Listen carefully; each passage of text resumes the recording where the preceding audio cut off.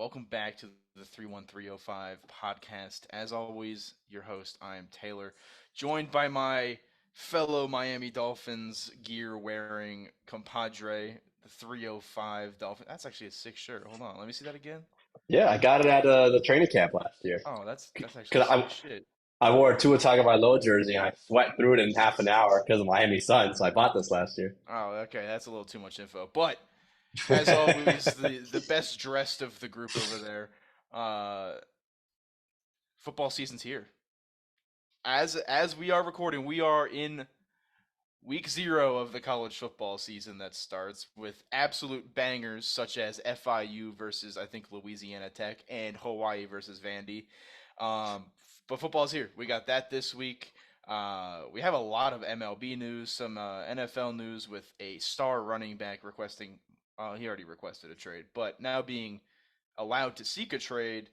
And more news on the Wander Franco front. It's not good, boys and girls. It's definitely not great. And then of course we'll have our AFC and NFC South division breakdowns. As you've all been waiting for, the two best divisions in football are coming up. But yeah, you got anything to say before we kick this episode off?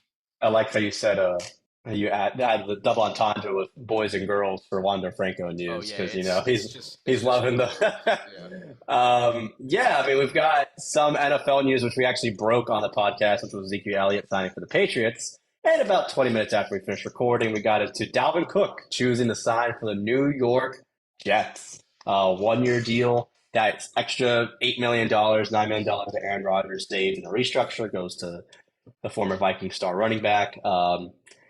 Brees Hall just came back from a very bad ACL injury, so they're probably going to slowly bring him along. They just reactivated him off the PUP list last week. So, does this elevate their team enough to leapfrog the Dolphins, leapfrog the Bills?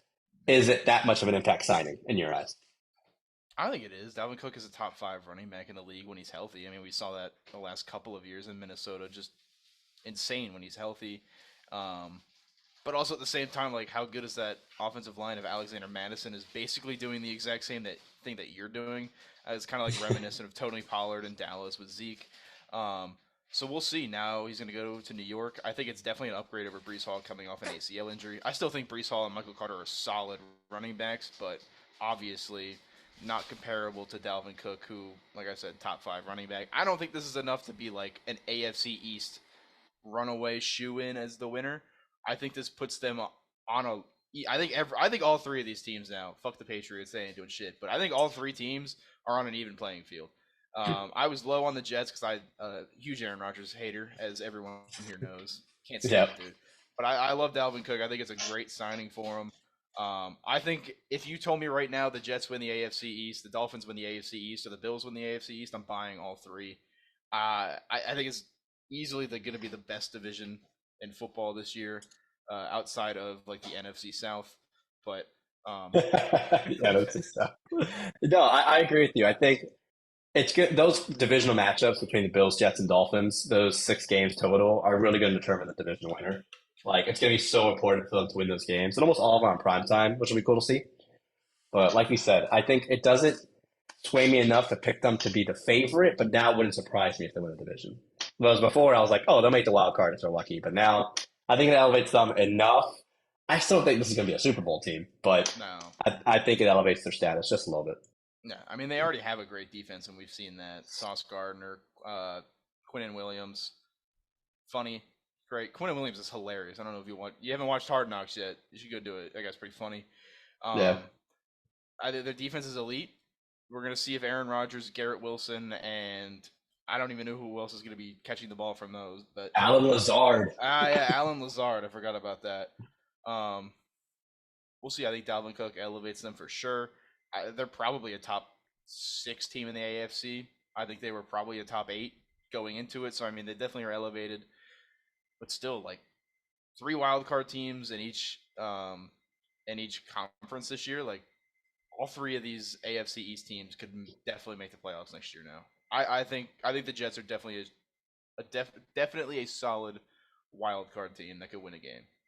And we'll see, because sometimes teams come together and they just gel the first year and it breaks well, or it takes a couple of games So we'll see how they do like mid-season. I'd say would be a good Yeah, like indication. it's the Jets, so we can't say anything until they actually do something because Yeah, they could start 0-4 and just the entire season derails after that because it's just the Jets. yeah, that is true. Speaking of derailing, we have the Jonathan Taylor Colts situation, and that is his future in Indianapolis. The Colts have, after Jim Irsay had very strong comments saying, "Oh, we're not going to leave Jonathan Taylor. We value him too much." Well, 2 days later, he granted him permission to find a new team. Apparently, the word around the league is his asking price for the Colts is a first round pick. So I don't know what team is going to pay that equivalent of a first round pick. People are definitely not going to trade as much as they did for Christian McCaffrey, like when he got traded from Carolina to San Francisco. And McCaffrey didn't even Uh, get a first round pick, did he? no, but I think it was He was a equivalent to a first. yeah, he was like a second and a third. Yeah. So they said like we put those together, it's like equal to a first. Who do you think pays up? I mean, running back again, his last year of his deal. It's not a premier position, right? But it's Jonathan Taylor. He's 24. He's a young stud in the league. Deserves to be paid. Who do you think pays up for him? Hot take, I don't think anyone does. I think their asking price of a first round pick is just extremely too high. That's what Jonathan Taylor thinks he is. I think this is Jim Irsay's way of saying, "You think you're worth that much? Go look for a trade. Nobody's gonna bite." Um, I just don't think he's a great running back, top five in the league as well. I, I could, he's probably top three when he's healthy and has like a Hmm. competent offense around him, not like the shit that they had last year. Um, I just don't think anyone's gonna pay because you're gonna have to give up a first round pick, but you're also gonna have to pay him a shit ton of money next year because this is the last year of his contract. I mean, there's a couple of things like he'd be fun on Kansas City, but is Kansas City giving up draft assets for Jonathan Taylor? I mean, they have Isaiah Pacheco and Clyde Edwards-Helaire. Like, I feel like they're probably content with that. You've got Mahomes and Kelsey. Like, how much more do you need? The Dolphins would be interested, but how many first and second and third round picks have they traded in the last 4 years for prime positional players like Tyreek Hill, Jalen Ramsey, um, Bradley Chubb? I don't think they don't even have the money to pay Jonathan Taylor unless they send some stuff going the other way. I mean, like Chicago maybe, but Chicago's rebuilding. Are they going to want to swing for the fences with Jonathan Taylor and pony up a first round pick? I don't think anyone is. I think this is just Jim Irsay's way of saying you're not worth as much as you think you are, and if you think you are, go look for a trade. You're not going to find one. I would say the only teams that make sense for me are the Dolphins, but they need to pay their own players, so I doubt it because they need to pay Christian Wilkins. Tua's going to need an extension soon. Jalen Waddle's going to need an extension soon.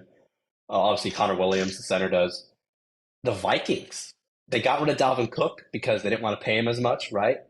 So if you take his money, he was going to make 9 million and add 3 million to it, like 12 million a year. You get a younger running back, way less mileage than Jonathan Taylor, maybe them. Worst case scenario for me is the Bills or Chiefs come calling and they're like, you know what? We should all make a super offense and just go get Jonathan Taylor. Um, but in the end, I actually agree with you. I think it's more of a power play. I think he stays around for Indianapolis. He may sit out a game or two this season. Who knows? But I think overall he stays and no team's going to pony up. And then watch, the Colts are going to do all this and they're going to franchise tag him next year because Oh, just how it that's goes. exactly what's going to happen. They're not going to Just lose how him it for goes. nothing. They'll franchise tag him. They Yeah. know they're not going to get a first round pick unless maybe someone gets desperate, week 4 or 5, have an injury, something happens, a hot team starts out really slow. Maybe then you get desperate enough to throw a first round or a second and a third to Indy. That's where Yeah. I could see something maybe happening trade deadline wise early on in the season if a team starts cold. Like Buffalo. If Buffalo comes out and like loses 2 of their first 4 games, they might just say, fuck it. Let's switch things up. We'll go out and get Jonathan Taylor. You can't lose ground in the AFC East. But yeah, I think this is all just a big power play by Jim Irsay, and I feel like it's going to work to perfection because they're just going to end up franchise tagging him. Jonathan Taylor's going to realize, wow, I'm really not worth as much as I think I am, and maybe not deservedly so because I think running backs absolutely should be paid more than they are. But the running backs have also put themselves in this position. Yeah. I mean, honestly, because like Saquon Barkley, same situation. Josh Jacobs, Austin Eckler, all these great running backs are pretty much in the last year with their teams before they move on to free agency. So Jonathan Taylor's just going to join the crowd. I don't know if it works out, but I kind of agree with you. I think he stays the rest of the year in Indy, and we'll see what happens in the offseason. We did have a couple of starting quarterbacks with a little surprise in the namings. Anthony Richardson gets named for the Colts starting quarterback. Kind of a surprise because we thought he was a little raw coming out of college, but he's going to take the reins week 1. So whatever defense is playing against the Colts week 1, smash that. That team is going to be so bad, and we'll talk about them because we have to talk about their division. But Yeah. that team is. Who's he going to throw to? They got Michael Pittman and Alec Pierce. Like, Yeah. come on. I don't know. That team is cooked too. With another cooked team is the Tampa Bay Buccaneers with better options than Mike Evans and Chris Godwin, but they named Baker Mayfield, kind of the presumption around the league. Like, even though Kyle Trask was a 3rd-round pick by them or late 2nd, everyone knew when Baker Mayfield signed with them that he was going to be the starter. So a little surprises there, but just noteworthy news. I wonder how long Baker's leash will be because they do have Kyle Trask waiting in the wings. They use draft capital on him. I don't know how high they are on Kyle Trask. I feel like he's kind of like the Desmond Ridder type of like, you weren't elite, but like we'll take a flyer on you anyway. And we see Desmond Ridder starting this upcoming season, so I'm interested to see how long Baker's leash is, and we can get into the Buccaneers schedule to see when he'll be benched because he will absolutely be benched. He is a lock to be benched at some point this season because either he's going to play bad or Tampa's going to be 1-13 going into week like 15, and they'll start Trask. So I'm excited to see how long the Baker Mayfield experience lasts this time. And he got benched last year in Carolina, and Sam Darnold took over and nearly led to the playoffs. So you could tell it was him that was the issue. Yeah, he's going to be benched. It's just going to be in week 4 or week 14. That first 3-interception game is going to hit like crazy. Tampa fans are about to be humbled real quick. But they won a Super Bowl in the last 5 years, or 3 years, so they'll be fine. We go from football to baseball with Julio Rodriguez. Shout out my fantasy baseball star this week. I'm playing you this week in fantasy baseball, so I hope he keeps it up. I don't even pay attention anymore, and I'm 17-2, so. Well, he had an insane week. He got 4+ hits in 4 straight. He raised his average in 5 games from 256 to 279, which, if you know baseball and stats, that's insane. This late in the season, that's like actually unheard of. Yeah, 25 points in batting average after a weekend. And this is what he brought his WAR up like what, a whole point? Yeah, 1 point. And this is what Julio Rodriguez we thought was going to be this season. He's having a downer year, but you expect him to hit 280, not 260 on the year. So shout out Julio Rodriguez. It was the first time it's been done. Yeah, now you see that the Mariners are like actually in a playoff contending for a playoff spot now. So Julio Rodriguez may have single-handedly just like fixed the Mariners season. Yeah, we're going to get to that now because now the AL West we thought it was always going to be Houston and Texas, 2-man race. Well, Texas is obviously leading the division. Houston's a game and a half back, and Seattle's 2 games back of Texas. They're half a game back of the Astros. So that's going to be a crazy race to watch. But nothing beats our shared torture in the National League wild card. It is awful. We wrote the Diamondbacks off last episode and said pretty much that the season, they were just tanking. To be fair, I said the resurgence starts this week, and that was last week, and they went and won 5 out of 7, so. 5 out of 7. But at the time, you predicted it, but at the time, we thought, they've been playing so bad. Yeah. But now the D-backs are half a game back of a spot. So we've got the Phillies 3 games ahead of everybody. The Cubs a half game ahead of the Giants. And the D-backs, Reds, and Fish, we got 6 teams within a game and a half of 3 spots. And the Padres are only 5 games out also. The Padres are done. They're not making it. Let's be real here. The Padres are good. So I have all the teams up. I got the standings. Who wins the National League wild card 3 spots, and who wins the AL West at this point? I feel like the Phillies are a lock. The Phillies have been – Kyle Schwarber is an enigma, dude. That dude has hit – 33 home runs and only has 31 singles or something like that. Yep, exactly. That is exactly it. That is insane. He's bad. Is he batting over 220 yet? This man is all or nothing, and I can tell you that Kyle Schwarber is hitting 226. Oh, he's finally over 220. Okay, that's still terrible. Yep. He has to be statistically one of the worst, batting averages of the year. Oh, I apologize. That was last year. That was his career stats. He's hitting 183 this season. Oh, okay. Yes. I knew he was in the 180s, but I thought that was a while ago. So this man is just not 183. 183. So his career average is 226. It's so terrible, by the way. Is Kyle Schwarber the most overrated baseball player of all time? His WAR this season's a -0.6. Yes. And he has 33 home runs. He's a defensive liability. He's awful in the field. Like, dude is actually a traffic cone in left field. He But can't he do hits home hit. runs. He averages 40 home runs a season. I'm He just hits saying. home runs, but he strikes out a ton. He's terrible defensively.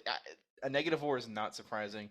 He has to be the most overrated player. But anyway, the Phillies are probably a lock for the wild card. I feel like that's fair. Um, I'm sorry, buddy. The Marlins have the toughest remaining schedule out of all of these teams. I They think do. you play the Dodgers again. Uh, let's pull up the Miami Marlins schedule here because it actually is fucking terrible.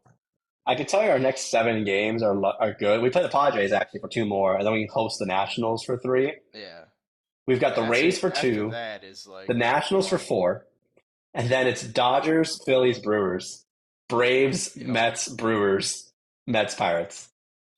Yeah, that's tough. I mean, the Mets are probably you probably split both of them. We'll see.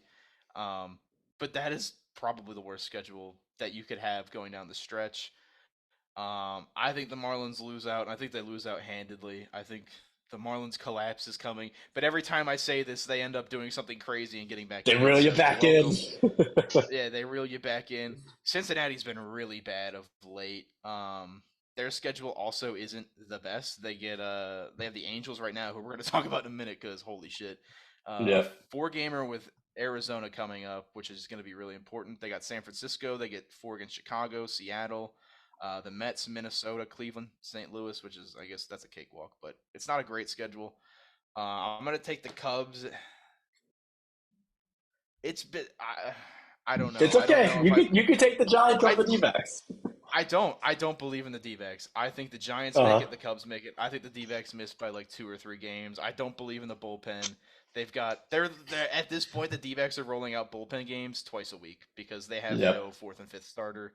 Zach Gallen is just like carrying this team on his back, so I don't think they make the playoffs. I hope they prove me wrong, but yeah, I don't think they have enough to tank. The Cubs have been like a really fun story. I think their June, July, August has been like record setting. They'll probably get in just based on how good they did there. And I mean, I don't know. It's just like who wants to win it the least is what it seems like. Nobody wants to win it. And like this third wild card spot is going to be insanely good because you play the Brewers, who I'm not big on anyway. I'd Hmm. rather play the Brewers than the Phillies. So Yeah. I don't know. Someone's gonna have to win it, I guess, but I don't think they're gonna be very good.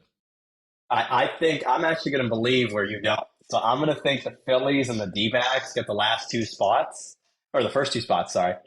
And I think the Giants and Marlins tie for the last wild card spot, and the Giants beat the Marlins in the wild card game. So I think the Marlins like eke it out, like barely average it, get in, but then they lose to the Giants in the playing game essentially.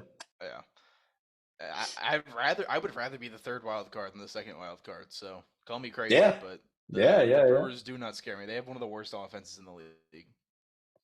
Now, what about for the AL West? Who do you think's going to win out west? You think the Mariners are going to continue their momentum, or do the I Rangers don't. sail?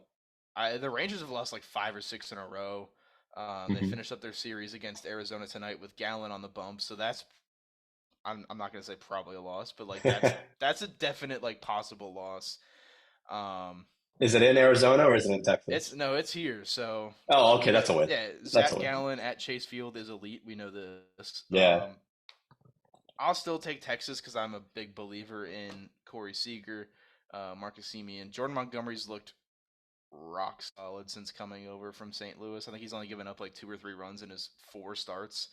Um, Give me Texas. I think Houston gets in easily as a wild card team, but I don't think Seattle makes the playoffs. I think this is definitely just like this is an insane run like we thought the Angels would make, but like the Angels are definitely way better than Seattle on paper. Um, yeah, no, Seattle's not making it. Houston will make it. I'm staying with my prediction from the beginning of the year. Texas wins the AL West. So I'm actually going to counter you, and I did a very simple reasoning for it. I looked up who plays the Athletics the most, Oh shit! and Seattle plays the Athletics 7 times before the season's done, and nobody else in the West plays more. So I'm going with the Mariners winning the division only off of that fact. I think the Rangers finish just behind them, and on the Astros are third. But again, if the Rangers win, it would surprise me. Texas has been one of the best teams in baseball. Their offense is crazy good. Getting 5 All-Stars kind of grants you that. Having a new ace in DeGrom or no, Decor- No, DeGrom got hurt for the year, but they traded for Yeah, Max Scherzer. That's who it was. Sorry. there you go. But having Scherzer there to replace DeGrom, that's what I meant. It keeps your pitching afloat. So yeah, I think Texas just wins it. Yeah, Aroldis Chapman also like still throwing 103 is crazy to me. Yeah, man's a beast. He's But he 34, blew, yeah, 35? he blew the save last night. So Yeah. trash. We talk about injured stars. We talked about, I just briefly blundered and said Jacob DeGrom. But another one is Shane McClanahan. We knew he was hurt, but now it's officially confirmed. He got Tommy John surgery. He's out until 2025 because by the time he recovers, gets his rehab starts, it's going to be at the end of the 2024 season. Just a shame. Like the Rays, again, we talked about last episode, were on the pinnacle of baseball, right? And then the Orioles kind of took over them, and now they've been on the downfall, and they lose their eighth Cy Young candidate. So just a shame for Shane McClanahan. Yeah, I feel like I said last week. I was like, yeah, I don't think it's a Tommy John injury, and then it turns out that it in fact was a Tommy John injury. Huge blow for him. Cy Young candidate. Is he a Cy Young winner? Did he win? I can't remember if he won last year. No, or I 2 years think ago. No, I I think he think was a Garrett Cole finalist. won, right? I think Garrett Cole won the actual I'm bad award. with awards. Don't look at me. I know nothing about teams. Yeah, I don't know shit. But it's not the only downfall the Rays have had recently. Oh, And we nothing get into your says. favorite subject. That's the Wander Franco saga. Got to get soft banned on YouTube for using the word minors and Yeah. Wander Franco before the investigation came out. Take us through any new news that Wander Franco has. This is all still allegedly. Allegedly, this happened. We have not had any confirmed sources that have said that he has had relationships with minors. But Wander Franco has now been put on administrative leave by the MLB. I don't know if that means he still gets paid. I'm assuming it means he does not. I don't know. I don't. I don't think I've ever heard of anyone in the MLB be put on administrative leave. He doesn't take up a roster spot anymore for the Rays. Okay. And I think there's like a fund that MLB has set up for those players, but he's not paid directly by the Rays anymore. Okay. And that's what it is. So his contract is essentially voided for now, but he's getting paid by the MLB. Yeah. Yeah. But a judge in the Dominican Republic is now hearing testimony from other minors that have come out saying that Wander Franco has had some sort of relationship with him. I think at this point it's like 2 or 3 more people have come forward. There was a source close to whatever investigation is going on that says that it's not good, and there is a strong likelihood that Wander Franco never plays baseball again. If this is all true, what an absolute piece of shit. Lock his ass up, throw away the key, and bury him 6 feet under the jail, because what a piece of shit. If this is true, this is all still speculation. We don't know. But it's really not looking good. I don't think Wander's come out and even like said anything, which is also kind of like not a great sign. Right. So yeah, the Rays are gonna be this 30 for 30 or whatever it is, 30 for 30. Yeah. Yeah, 30 for 30. Yeah. 30 yeah. for the Rays 2023 season is gonna be insane. I mean, it's just the fact that there's just more evidence going against him leads me to believe that he did do what he's being accused of, you know? Yeah. But then again, we thought this in the Deshaun Watson case, and apparently he did not do any of it, and they swept under the rug, and the man's still playing football. So I don't know if this is going to be the same. Look what happened with Matt Ariza. I mean, a girl from college came out and said that he sexually assaulted her, and then it came out that she was lying, and his football career was pretty much ruined from a fake allegation. So we'll see. We'll see if all of this ends up being true. I don't know where we're at in the investigation or how long it'll be, but Wander Franco is not currently a Tampa Bay Ray. And he's not going to play the rest of the season, obviously. I have a feeling he probably will not. No. Imagine that he gets let to play and that he's at a road game in Texas. Dude, could you imagine? If he ever plays baseball again, I wouldn't let him play away games. I would sit him during away. I'm not even kidding. He would only play home games for me because it's been that big of a distraction. It's been 5 years since the Houston Astros trash can scandal, and they still get booed on every road game. They got booed in Miami. Miami has no beef with Houston. They still got booed. Yeah, they get booed everywhere. Yeah, so Wander Franco is definitely going to have his work cut out for him if he's even proven of being innocent. But right now, it's not looking good for him. Oh, no, we'll see what time reveals. I think someone on Twitter. I hate Twitter too because the Wander Franco fans are out there like, well, rules are different in the Dominican Republic, and I'm like, bro, it doesn't make it better. It doesn't make it better. and he's Yeah. like 22. What the fuck do you Yeah. mean rules are different? No. Bro, when he was 12, she was 2. Like, what do you mean? Twitter is a cesspool, but it's kind of funny to go through there sometimes. I Speaking of know. Twitter, I know this wasn't on the topic, but Yeah. I wanted to bring this up. Stephen A. Smith's dumbass gave his top 5 teams going into the season. I think it might have been NFC teams, but his Yep. top 5 like NFC teams was the Eagles at 1, the Niners at 2. Mm-hmm. That seems Yep. fair. Number 3 was the Cowboys. Which What? is weird because he hates them. Because he hates them. Number Yeah. 4 was the Vikings, and number 5 was the Saints. I mean, he Huh? may have just forgotten Detroit existed. He probably hasn't been to Detroit in 10 years, if we had to be honest, to cover any sporting action. So If I'm being honest, I feel like the Giants should be ahead of the Cowboys. I hate that. yeah, I wouldn't have ranked the Cowboys. I wouldn't have ranked the Cowboys that high in the NFC. I think the Seahawks are probably up there. Yeah, I would have ranked Seattle Yeah, higher. I don't know. Stephen A. Smith's on some crack. I mean, not the first time. But we did learn that I think we announced it already, that he's getting a new co-host. Yeah. Shannon Sharp is going to be on First Take. I think we said that too. Yeah, ESPN is a joke. I don't watch their coverage of sports anymore. I just watch these sports because it's all just like, it's bad. It's just what can we say to get as many clicks as possible, even though it's not true.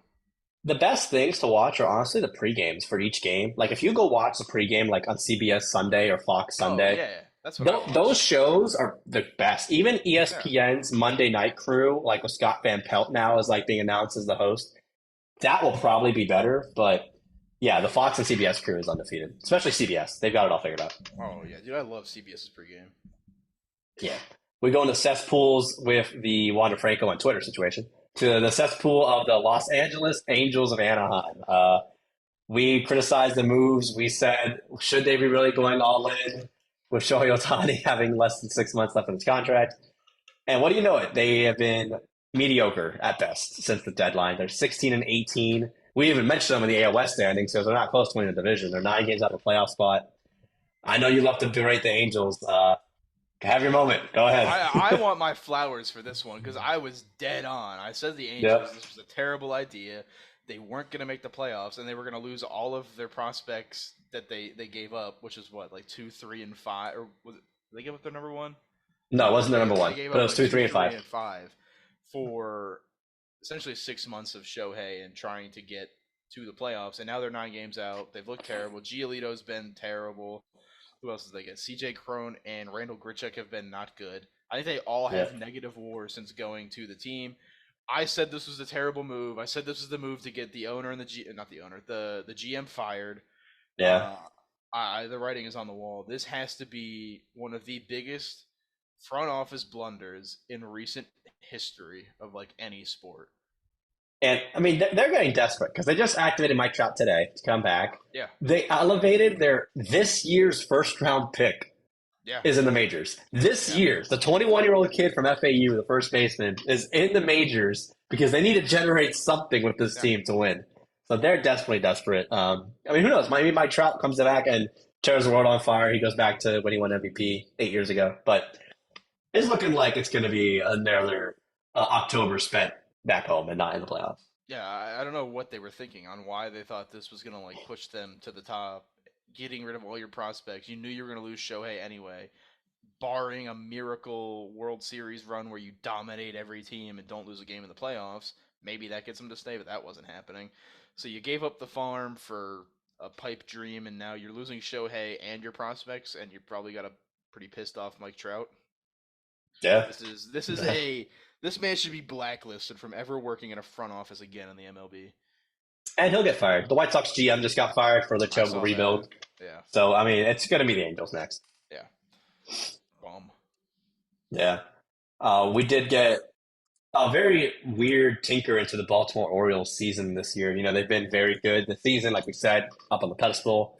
But wasn't their owner that came out today and stated that essentially they can't sign all their good players and prospects they have once they reach the need for a contract extension because they'd have to raise ticket and concession prices? Like, no other organization has that logic. That, if we want to keep our good team together, we have to like raise tickets and concessions. No, you just will attract more players, and with the on the field success, you can raise ticket prices. But to use that like logic to raise ticket prices is just so weird and like devastating if it actually happens to the city of Baltimore and their good fans that they've had. Yeah, also, there's no salary cap in the MLB, so I don't understand why he's like, oh, we can't afford it. No, you're just cheap and don't want to spend money. That's Yeah, just what it is. It's not like, oh, we legally cannot add any more money to this roster. No, it's you're just cheap and want to keep putting out a bullshit product. You've had one good year, and now you're like, Baltimore fans are on top of the world right now, best team in baseball, and your owner comes out and says, yeah, this is probably a one-time thing because we're not signing any of these guys. So yeah. Once Adley's contract comes up, I mean they got Grayson Rodriguez, Gunnar Henderson, Jackson Holiday.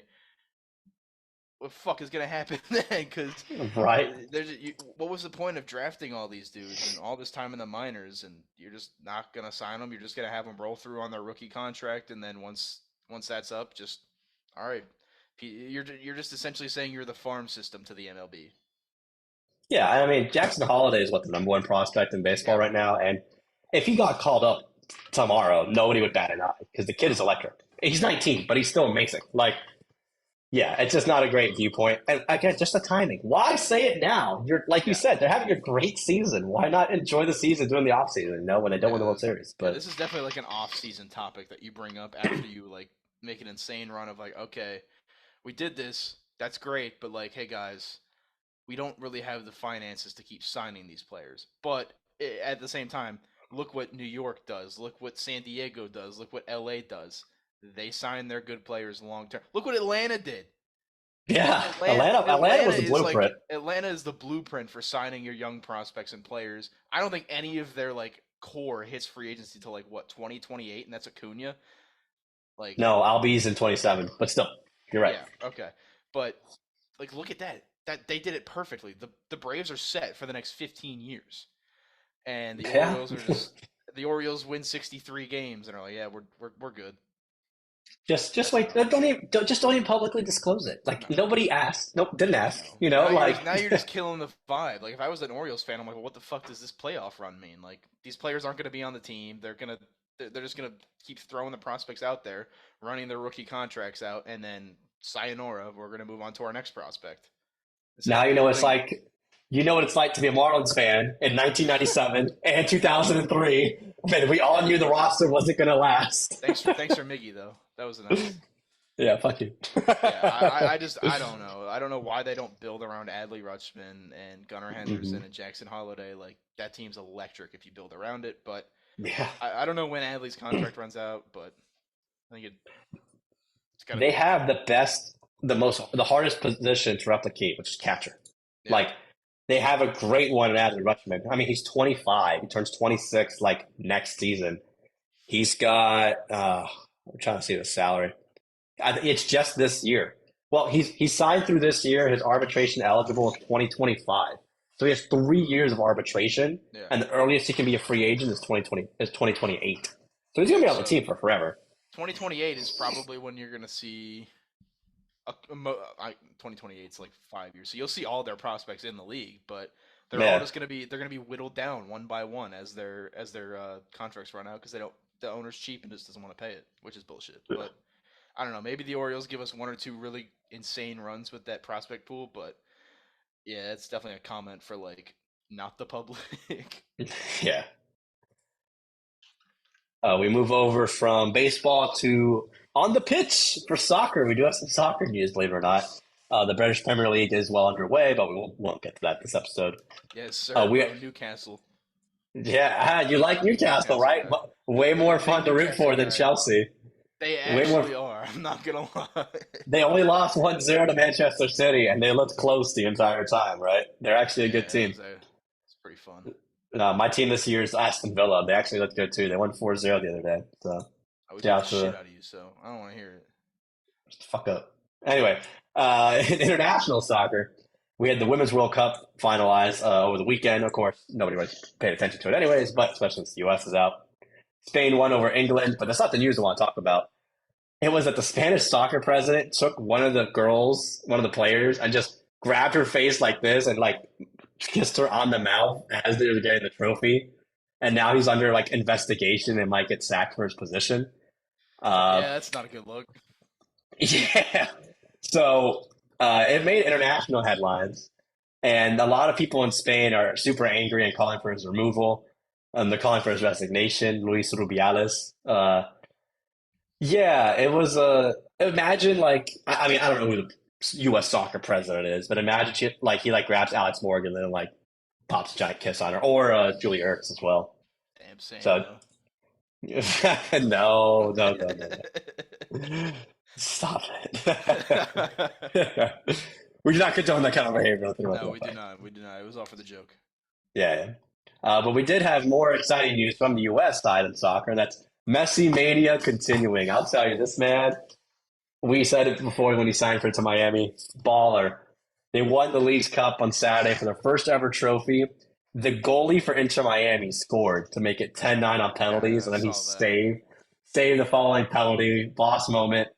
So they win their first ever trophy, right? Which they've never done. Messi is now the Messi most has 40. 44 trophies, the most decorated soccer player ever. They're in another semifinal on Wednesday. They're in another tournament on Wednesday where if they win against the MLS's best team, they have a chance to win another trophy, and then they resume MLS play on Saturday. Are they ever going to lose? Because they haven't lost yet since they got Messi. I don't know. I don't watch MLS. I genuinely have Oh, not watched a single game. I've seen like a highlight on Twitter once in a while, but I have not. nah, I'm you just got not it. interested in it. League I'm Pass on Apple TV, man. These games are I free. just I don't have a team, so I'm not. I can't get if I can't watch a league if I don't have a team. Like watching the English Premier League without having a team was miserable for me. Like 2 years ago when I did it, I was like, I can't get behind any of these teams. So why do I give a shit? And So now you have a good one. I So don't. you can watch Miami. Yeah, They're a good yeah, team. you're right. Yeah, yeah. I don't want to be a bandwagon bullshit fan. So I'll be whoever Miami's playing. Nah, you'll just to be against me. Yeah, yeah, yeah. That's fine. You had your own college, well, not your own physical college, but one of the teams that you root for on the college level had some news this week with Coach Harbaugh being suspended for 3 games. We talked about it, how he was going to be suspended for 4 games by the NCAA, and then they like rescinded it and they said, no, just kidding, you don't need to be suspended. But now they suspend him for 3 games. So does this make any news to you? Does it change anything for you? I mean, he's gonna miss out on Powerhouse East Carolina University, Powerhouse Bowling Green, and Powerhouse University of Nevada, Las Vegas. Obviously, all three of those teams would really put a scare into Michigan. No, this isn't really anything for me. It's just weird that it went from a 4 game to oopsies, you'll deserve it next year, and then they probably caught wind of like, oh, this is probably his last year.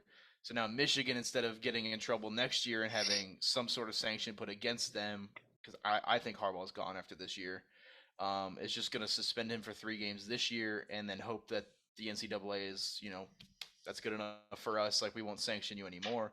I think Michigan was just worried that if Harbaugh dipped and didn't serve his 4 game suspension next year, then there'd be some sort of punishment towards the university, whether that's scholarships missed, scholarships taken away. Uh, I don't know what else they could do because they're not going to suspend the head coach, but it would probably be scholarships taken away or funding or something like that. So I'd rather have Harbaugh miss these insanely close 3 games. Um, but yeah, he's still allowed to coach during the week. He just can't coach in the game. So Yeah. I don't know. There hasn't been an interim coach named yet, but I don't honestly think they need one. I think they'll be I'm about fine. to say, for these first 3 games, just let the I quarterback I call his own think plays. I genuinely think you could just let JJ McCarthy and Blake Corum go out there and call their own offense, and it'd be fine. Yeah, I mean, with the opponents they're playing, I wouldn't be surprised. It's mainly the fact that they reduced it from 4-3, so they avoided that road game against Rutgers. So now they.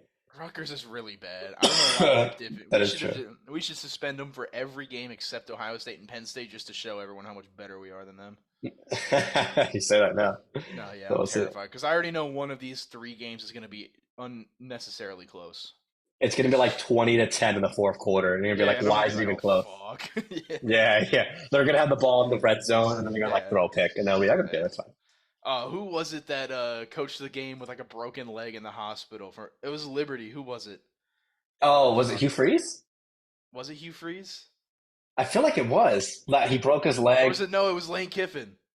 Lane Yeah, it Kiffin. was Lane Kiffin when he like broke his leg. He was coaching from the. They had him in the fucking hospital bed coaching the game. That's what they're just gonna pan to. It's just gonna No, no, be. no. It was Hugh. It was Hugh Was it Freeze. Hugh I just looked it Freeze? up. It was Hugh Freeze. Oh, I thought Yep, it he was was Lane coaching. Kiffin, but He was coaching from a hospital bed, and he had a staph infection, and he yeah, was coaching during the hospital. Yeah, I'm looking at the article on ESPN. yeah. Yeah, yeah, it Hugh was Hugh Freeze, Auburn Freeze. legend. Yeah, they're just Yeah. gonna pan to Jim Harbaugh like sitting on his couch with like a walkie-talkie, calling plays into Mike Hart. Could you imagine? Like, do you remember when the NFL draft was on Zoom that one year, and they had Oh, it was the awful. coaches, and they had They had Mike, Bill Belichick's dog just sitting there. they had Mike Vrabel's kids like dressed up in like onesies, like going around the house Yeah. causing havoc as Power Rangers. That was a fun time. Speaking of the Titans, we get into our long-awaited and much anticipated AFC and NFC Yeah. South preview. We'll keep it short and quick, just like Nice. most of the Saved the best teams. for last. Yeah, that's what we did. We'll start off with the Titans. We'll start off with Tennessee. They obviously their main move was drafting Will Levis at quarterback and signing DeAndre Hopkins to a 1 year, 2 year deal. 2 year deal. Was it one or two? I don't remember. I I honestly feel like it don't was remember. two with 1 year guaranteed. Yeah. But anyways, Okay. so this team is more or less the same as what it was a year ago. They had D Hop. I mean, they have Derrick Henry. That's what this team is. They still have Ryan Tannehill, who has been average, if not slightly below average, his last 2 seasons. But the Titans making a big leap and like getting over just winning the division this year doesn't seem realistic. Their offensive line has gotten way worse. Taylor Lewan has gone. For I the don't know. Titans, They drafted Peter Skoronsky out of Northwestern. I think that's a really good pick for the offensive line. But but to replicate the success of an All Pro in year one yeah, is kind of yeah. hard. I'm gonna say the Titans go 9-8. I think they're gonna win. Nine. I think they're gonna win because they play the Texans and Colts 4 times. So that's a lot of wins. Like I, Okay. I mean, I think 9-8. They're not gonna make the playoffs, but I think the Titans. If you look at their schedule, like they play the Saints, they play the Oh, Browns, great. they play the Falcons, they play the Buccaneers, they play the Panthers. They don't have that terrible of a schedule. Like their hardest games are the Dolphins for Uh, sure, I mean, the their first Bengals. four, Yeah, Saints, their first Chargers, four are Browns, tough. Bengals. But even if they win one game out of those four, you're looking at Colts, Ravens, Falcons, Steelers, which they could win, Buccaneers, Panthers. Like, I don't know. I think this team just wins just enough games to maybe get 9 wins. I think they win. I think they go the exact same as last year. I don't think D Hop is like a needle mover at his age. I think he's still really good. Don't get me wrong, but I don't know who's going to be starting quarterback. Is it Will Levis? Is it Malik Willis? Is it Ryan Tannehill? I don't think it should be Ryan Tannehill, but we'll see. I don't know. This team doesn't like thrill me in any way, but like Tennessee isn't built to really thrill anyone. They're built to run the ball with Derrick Henry 30 times, have him rush for 200 yards and 4 touchdowns, Yeah. and just pray that the defense can like hold them. So I don't. I'm not a fan of that. Their first 5 out of 6 games, I think they probably won't even be favored in. At New Orleans to open the season is tough. Hosting the Chargers, I think, is tough. Going to Cleveland is tough. Hosting Cincinnati, they're not winning that. Going to Indy, I mean, an away game, division rival. Anthony Richardson will have 5 games or 4 games under his belt by then. I don't know. It could just be a battle of two mid teams with two mid quarterbacks. Going hosting Baltimore, like there is a chance they start the season like 2-6. And I mean, they played this. That's before they play the Jags. They'd still have 2 more with the Jags. They'd have to play Miami. They have the Seahawks. I think they lose one to Houston. Like this is a 6 or 7 win team. Um, I will see who they start at quarterback. I mean, not Willis. Malik Willis has not like absolutely thrilled anyone so far. We saw that last year. He's kind of been a disappointment so far. Um, I don't know. This team just like lives and dies on how Derrick Henry can do, and with him getting up there in age, is he going to be as explosive as he was, 2 years ago? I don't know. Team doesn't really need an elite quarterback, but they don't have one. They have an elite running back that's getting old, and that seems to kind of be it. I think Mike Vrabel's on the hot seat. I wouldn't be shocked if he's fired after this year. If they don't make the playoffs, I think Mike Vrabel's probably gone. And I get like what you're saying, but the Titans definitely like we're. So you're saying 7-10 essentially for this team. I think 7 to 8 wins is their max. Like they lost 7 games in a row last season. They were 7-3 at one point. They were really good, and then they just fell off a cliff. They couldn't score. They scored barely more than the Colts and Texans, who both drafted new quarterbacks this offseason. So I think their defense is more or less the same. Losing David Long hurts as linebacker, but I mean they still have great talent with Simmons on the outside, or sorry, in the middle. I just think they're going to get just enough to lose in the wild card, or like not make the wild card round, but just lose out in the playoff. Yeah, I don't even think they get that far. Their over/under right now is 7.5. That's actually like perfect. I think they win. That's for you, yeah. It's perfect, yeah. I think they win 7 or 8 games. If I was putting money on it right now, I'm probably betting the under. I think out of all of the quarterbacks in that division, he's definitely whoever they start. I think is going to be the worst. I guess I have more faith in CJ Stroud, not CJ Stroud, Bryce Anthony Young Richardson. and Anthony Richardson over Will Levis or Malik Willis. They have the best running back, but I don't know. Well, yeah, he's still better than Jonathan Taylor. He is. I'm not huge. I'm not sold on this team. I mean, they were the best rushing team, but they were the worst passing team last year. Oh, I lied. Why am I looking at that? I think that's for Bryce Young is on the Panthers. Also, CJ Stroud is on the Texans. Dude, I always get them confused. It's okay. Oh wait, no, Bryce Young is a Carolina Panther. First overall pick. They traded up for him. Oh shit, dude! I've always gotten those two confused for some reason. I don't know why. CJ Stroud's at Houston. It's okay. Okay. It's fine. We'll go on to Houston next. We'll go on to Houston. We'll talk about him. They're like the same, dude. They're like the same, man. CJ Stroud is a Houston Texan. So is Will Anderson. Obviously, we know about their great draft, but depending on this season, their first round pick goes to Carolina next year, and that could be another top 5. Arizona for a top 5, top 10 pick. I think Houston with Dameon Pierce, CJ Stroud, they won 3 games last year. They tied against the Colts. Bryce Young, not CJ Stroud. CJ Stroud is in Houston. Stop it. I think the Texans win 5 games, and that's being very generous. I think John Mechie at wide receiver coming back is news that nobody's talked about really. But yeah, I think 5 wins. They're just young. They just need a year. Grant Delpit was great last year for them. They just need time. I think this is going to be a very up-and-coming team in the division, but for now, I'm going to say 5 and, 12? Yeah, 5 and 12. Yeah, I agree. I think they're definitely going to win more than last year. They went 3-13-1. Who was their tie to last year? The Colts. They tied the Colts. Was it? Okay. Did you just say that?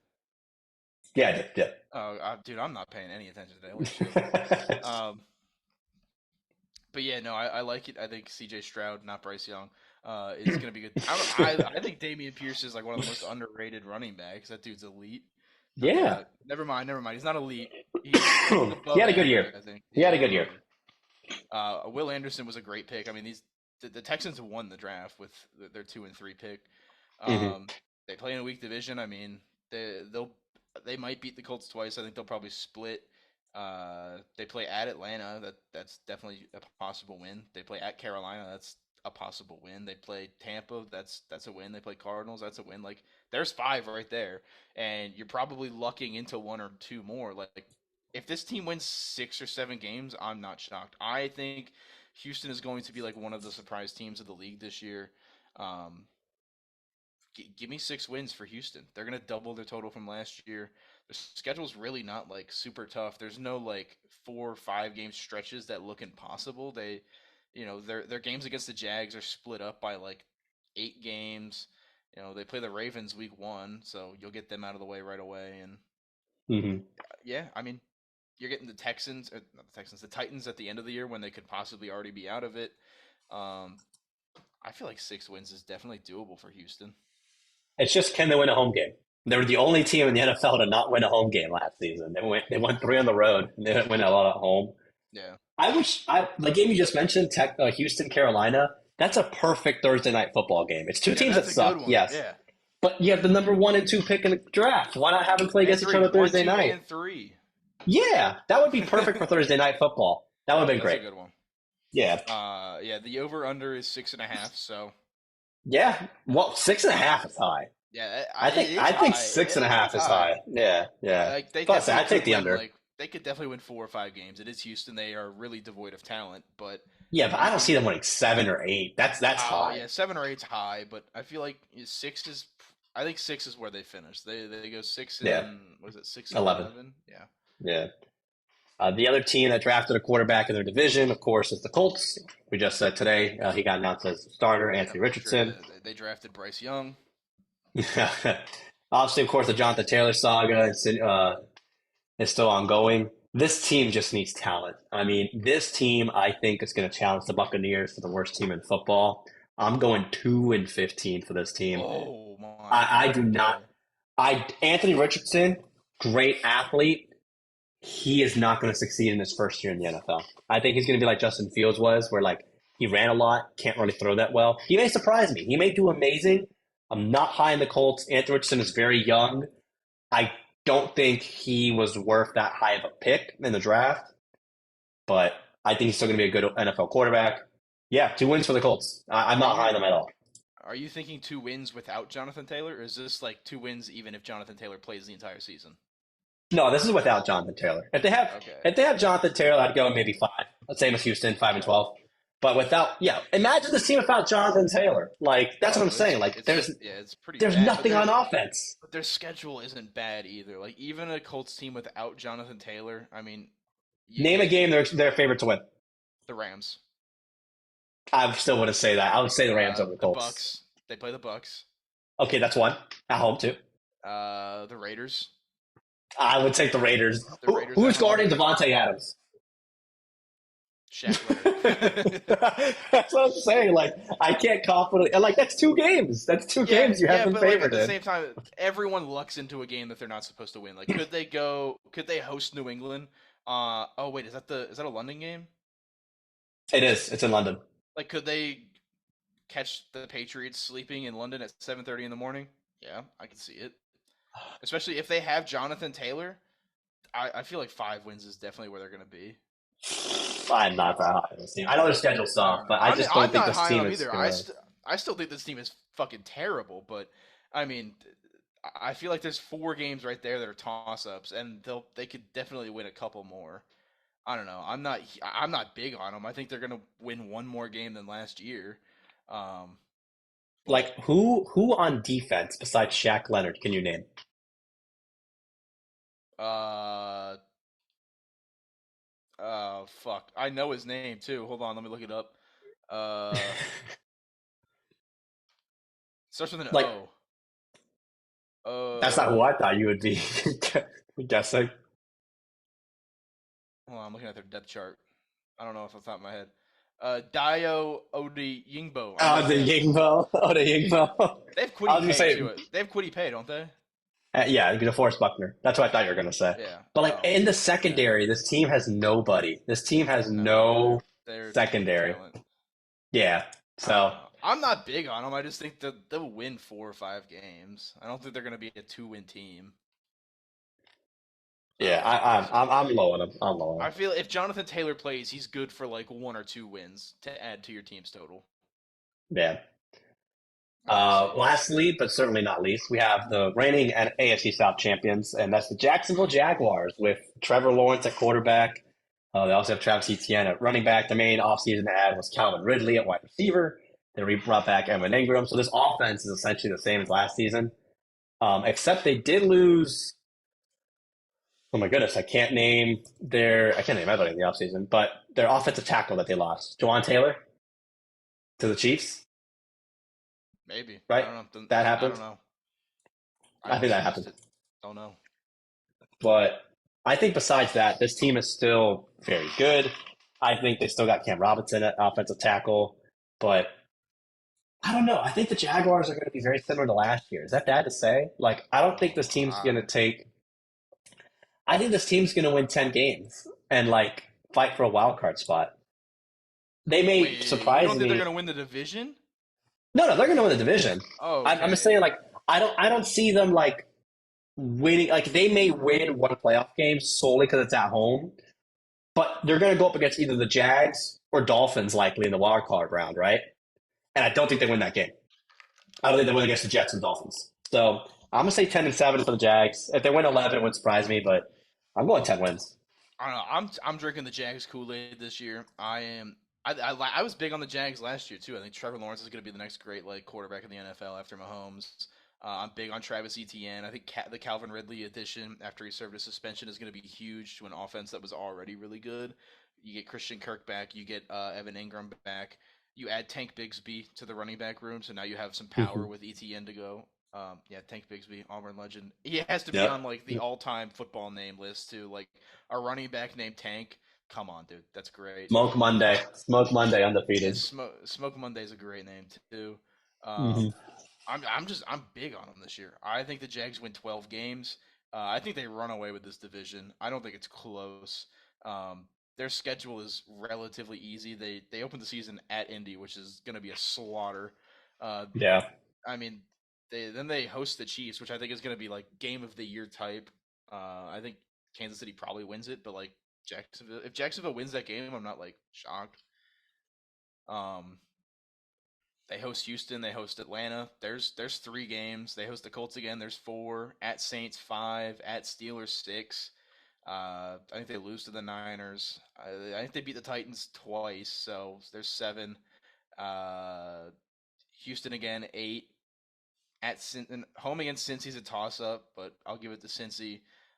The Browns I think is 9. The Ravens toss up, but I'll give it to the Ravens. The Bucks is 10. The Panthers 11, and the Titans is 12. I think they win 12 games. 12 games. I mean, I think it's reasonable. I just don't know if they have like I don't know. I think it's still a year earlier if that's weird enough to say.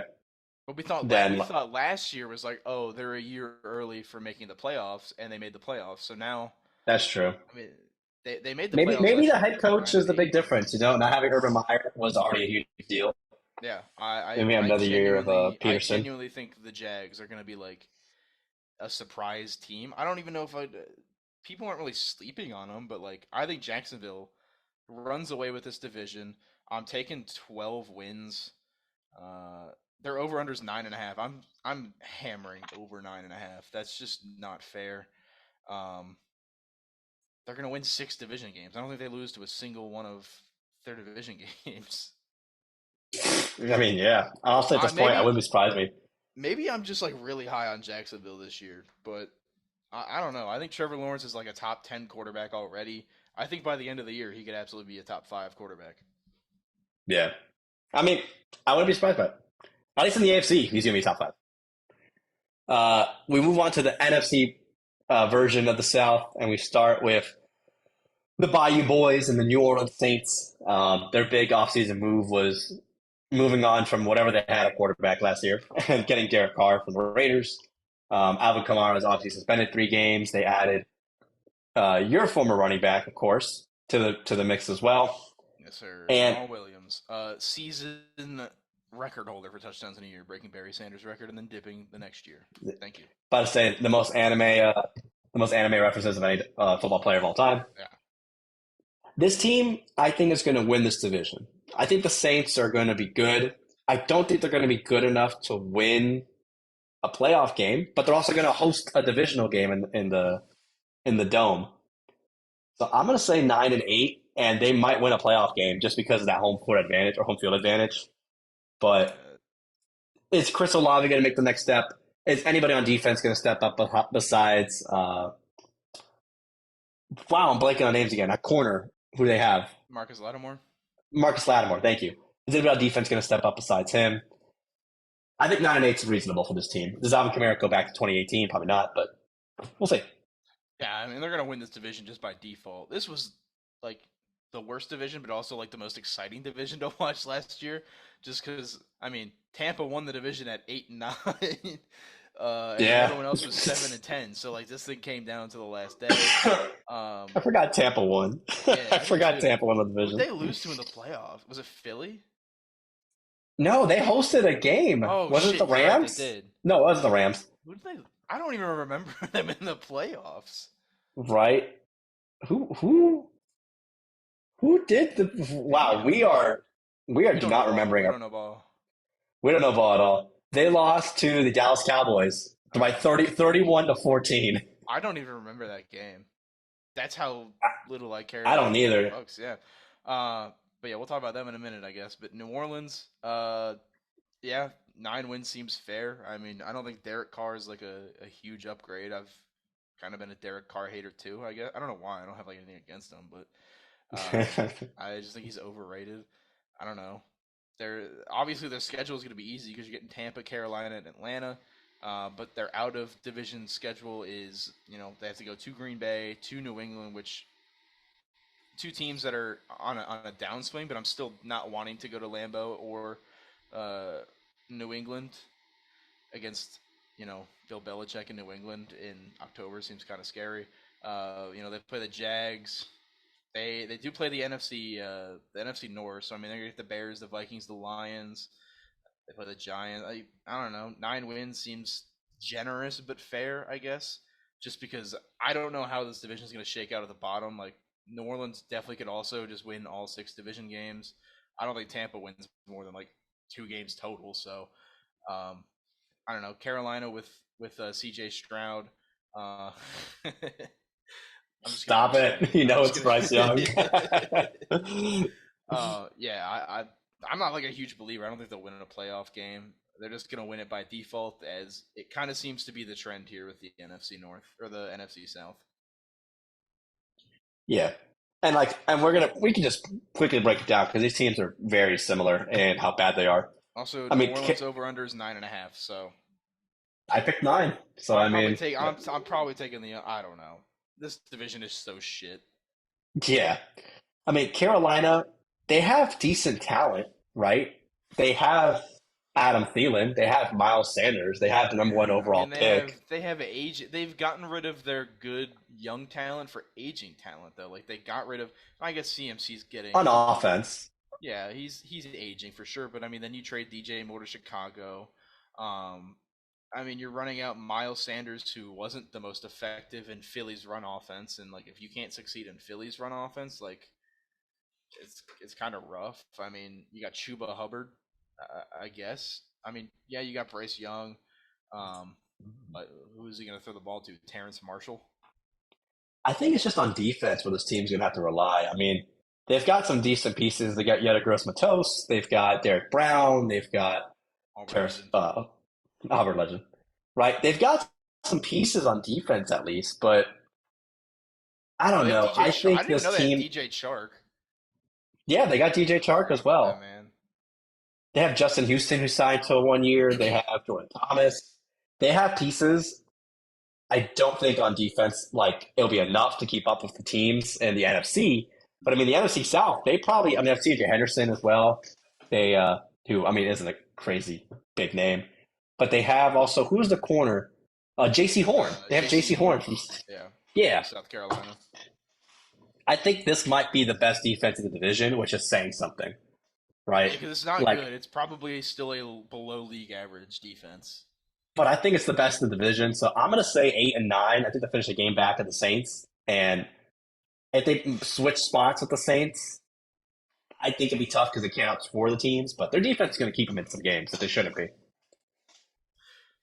I'm just not big on Carolina. I mean, Bryce Young will be fine, I think, but you've got Adam Thielen, who's like 50 years old at this point. DJ Chark, who had a pretty disappointing year in Detroit. Who's he going to throw to? Like, where's the burner at? They don't have. It seems like they don't have anyone with DJ speed on Chark, that what you team. mean? DJ Chark is not a burner, bro.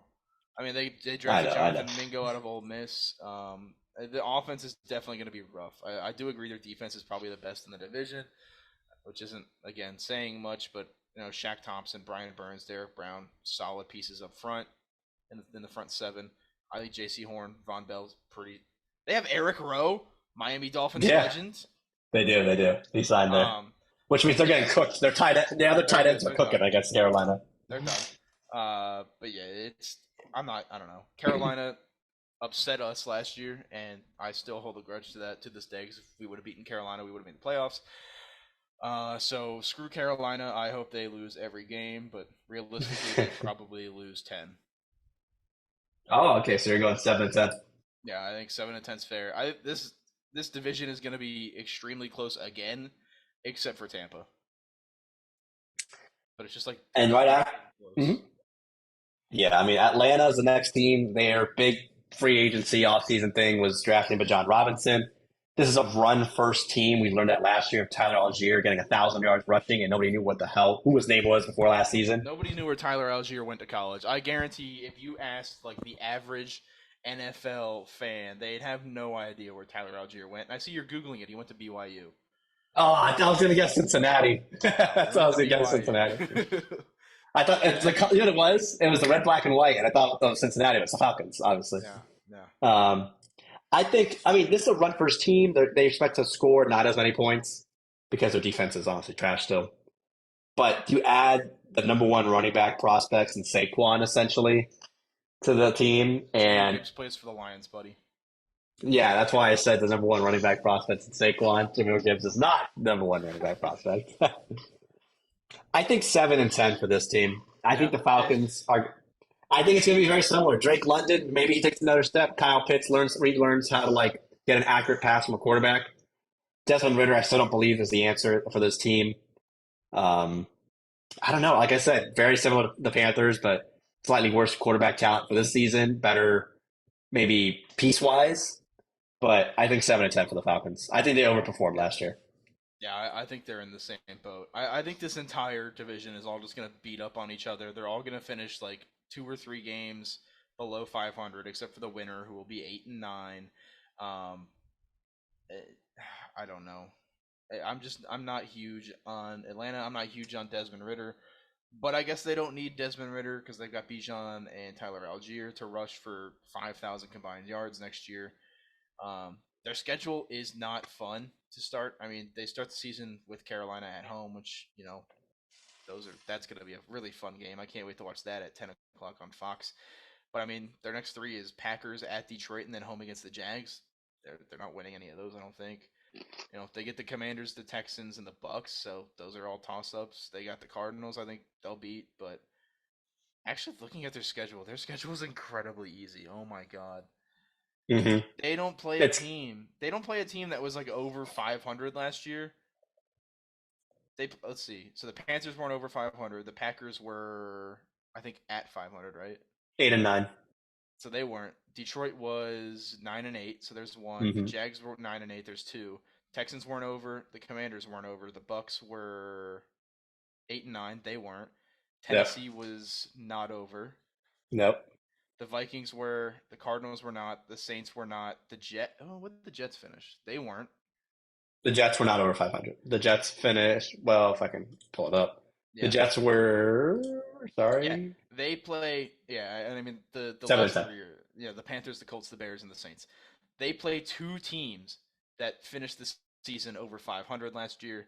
Um, that's insane. And you're getting rid of. You play them both in the first 4 weeks. So honestly, if anyone, I actually think after looking at this, Atlanta wins this division. Really? Yeah, they absolutely have a cupcake. I didn't look at their schedule until now. They have Yeah. that has to be the easiest schedule in the NFL. Because they were That is, last in the division. yeah, That's why. yeah. But like they still are playing like they get to beat up on the NFC South, I guess, which might cannibalize itself. But at the same time, you're playing all teams, and I mean the Jets. Obviously, they finished under 500 last year. They'll be better this year. Um, but yeah, no, I think Atlanta might win this division just because Okay. the competition they're playing is not great. Give me what did I say? New Orleans was gonna win 8 or 9? I guess I can't like. I mean, you could say 9 and just say they'll win the tiebreaker. Yeah, give me 9 wins for Atlanta. Okay. I mean, what's the over-under for them? Probably 7.5. It's probably pretty low, but I'm going to guess it's 7.5. It's 8.5 actually, so I'm right on. Oh, wow. I'll take that. Okay. Yeah, that schedule combined with their rushing attack, I think is going to be pretty solid. I'm taking 9 wins. They're winning the division. So let me take you from one end to the other, and that is the Tampa Bay Buccaneers schedule for this season. Because they, I think, are going to be the worst team in football. I said them and the Colts. Tell me any of these games that they're going to win. The Vikings on the road. No. The Bears at home. Maybe No. Chicago. No. Home against the Eagles. No. Away against New Orleans. Home against No. Detroit. No. Home against Atlanta. No. Away to Buffalo. No. Away to Houston. Home to Tennessee. Maybe they win that one. Home to Tennessee. Probably not. Away to San Francisco. No. Away to Indianapolis. Maybe. They play the Falcons, Panthers in the division, and the Saints. Right? At Green Bay in December. And home against Jacksonville on Christmas. No, they're winning 3 games this year. This team is going to be, I'm going to say, they're going to be like the Colts. They're going 2-15. Baker Mayfield, I do not believe in this offense. I don't believe in Baker Mayfield. I don't believe in Kyle Trask. The running back room is Rachaad White. Like, Mike Evans and Chris Godwin are great. Great number 1 wide receiver, number 2 wide receiver. This team is not built for now. I think they collapse. I think Baker Mayfield's a bust, like he always has been. I'm going to go 2-15, and they're going to tie the Colts for the worst record along with the Cardinals. Yeah, this is going to be a really bad team. I don't think Baker Mayfield lasts through the halfway mark. I think he's probably benched at like week 8 or 9. Kyle Trask takes over, and nothing really changes. Their schedule to start is not fun at all. Like, going to Minnesota to start, it sucks. I mean, hosting the Bears, I think the Bears are going to be bad, but I don't think they beat them. The Eagles are going to curb stomp them. The Saints are probably going to curb stomp them. The Lions are probably going to curb stomp them. Like, their morale is going to be gone by week 5. This team is going to be bad. Yeah. I feel like I'll say 3 to 4 wins just because I think they'll probably win a division game or 2. They'll probably beat – not probably. They might beat, like, the Bears. And they'll probably beat a team like Buffalo just randomly. I don't know. Maybe Kyle Trask's first game is like that Buffalo game, and he just comes out, throws for 350, and just torches Buffalo. Yeah. I don't know. I'll give him 350. 3 to 4 wins. Sorry, I just mentioned what you said. Yeah, I'm giving them like 3 to 4 wins, but this team is going to be really bad. Okay, I mean, they're over under 6.5, which is crazy. Under, bro, slam the under. What are you talking about? I'm definitely taking the under on Tampa.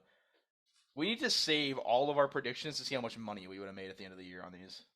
I have all of them except for the West for some reason. I didn't save the West, but I have my favorite is my favorite from you is Dak gets benched week 14 for the Cowboys. I will stand on that one. Dak is. I have the Packers going 6-11, which I think is a reach. And for you at least, you got the Browns going 7-10, and for me, I think the biggest reach is I have the Lions going 12-5, which you have 13-4. I'm on the fucking Kool-Aid this year, bro. You got the Lions going 13-4. I'm a firm believer they're going 13-4 this year. Right. I don't know. I mean, your predictions aren't that crazy, honestly. But yeah, I have them all saved in a file, which I'll pull up when the season's over. It's because I know ball. I can't wait to see our MLB predictions because my World Series is chalked. My World Series teams are not even going to make the playoffs, so that'll be a fun one. I think all of my award predictions will be relatively right, but my playoff picture is done, I think. Yeah, well, let's just say that your NL East prediction is not great. No, it's not great. It's not. Your NL West prediction is not great. NL West is, other than the Padres, is probably pretty okay. Oh man, you have the Giants coming in 4th. Yeah, and switch the Padres and the Giants. I think that's what's gonna happen. You had the Reds finishing in last, and the Cardinals winning the division. Fuck. That's why I said my awards will be right. My predictions. Oh, your awards prediction? Yeah, I mean, you had Shane McClanahan winning Cy Young, so there's that for you. Okay, sorry, my NL award prediction. You had Acuna and Gallen. I'll give you that. You had Acuna and Gallen. And I had Corbin winning a NL Rookie of the Year, and I had Torey Lovello's not winning Manager of the Year, but I got 3 of 4 there. We'll take it. Yeah. There you go. Stick to the National League. Don't go to the American League. Yeah. Oh God. We got to start revisiting all these predictions on the podcast because that's actually comedy. Yeah. But we'll catch up on all that later. I think that's it for this episode. We do have our college football playoff or preview, should I say, coming up next week because we have our great week 0 games, including I think Navy Notre Dame is one of them this week, or is that next Navy week? Notre Dame plays, and then we will see the first game from reigning Heisman winner Caleb Williams taking on San Jose State.